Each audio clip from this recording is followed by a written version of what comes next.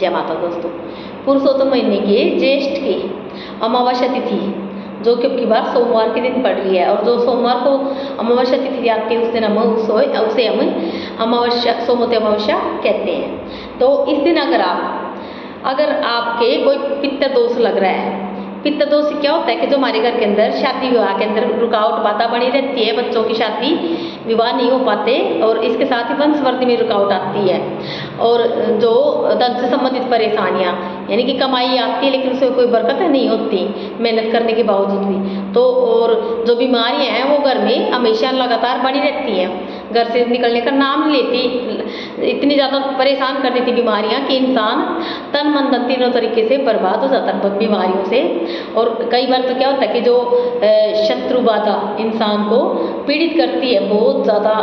कि इंसान इतना घबरा जाता है कि हर जैसे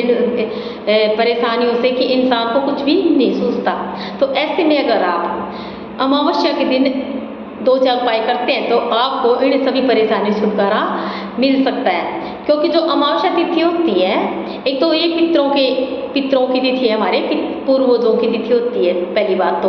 और दूसरी बात इस दिन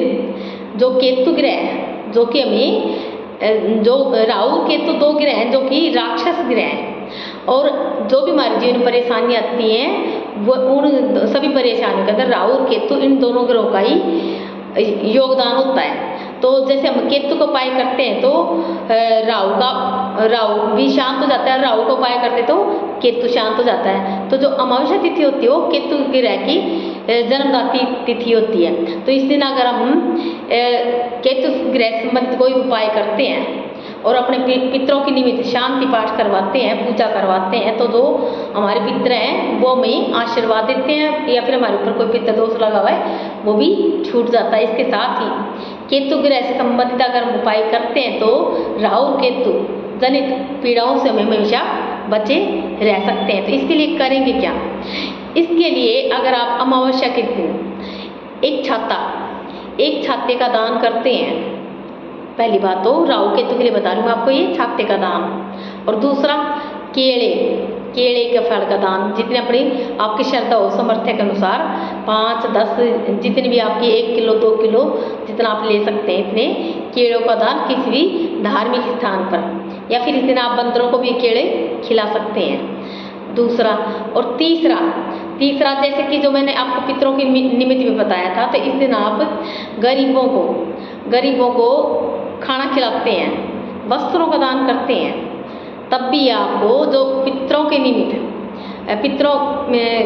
अगर आप ये दान करते हैं, इसके साथ ही इस दिन आप चींटियों को, पक्षियों को, कुत्तों को, गाय को रोटी खाना खिलाते हैं, पानी का इंतजाम करते, दाना पानी का इंतजाम करते इस दिन, तो आपको